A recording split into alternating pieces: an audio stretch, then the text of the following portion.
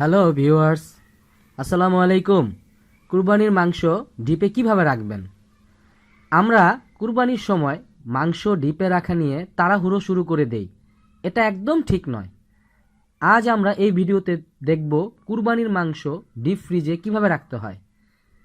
কুরবানির মাংসগুলো ধুবেন না, আর যদি ধুয়ে নিন পানি ভালো করে ঝরিয়ে নিন।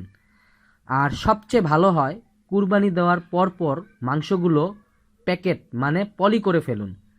ডিপে আগের যদি অল্প পরিমাণে খাবার থাকে তাহলে তা বের করে ফেলুন, আর ডিপে যদি ফাস্ট ফ্রিজিং সিস্টেম থাকে তাহলে তা অন করে দিন।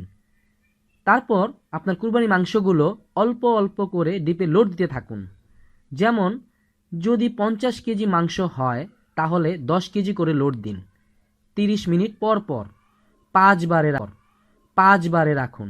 দেখবেন আপনার কুরবানির মাংসগুলো ভালো থাকবে এবং দীর্ঘদিন সংরক্ষণ করতে পারবেন। আপনার আগে থেকে যদি ডিপ ফ্রিজ থাকে বাসায়, অথবা নতুন ডিপ ফ্রিজ কুরবানির আগের দিন ক্রয় করে থাকেন, তাহলে একই নিয়মে খাবার রাখবেন।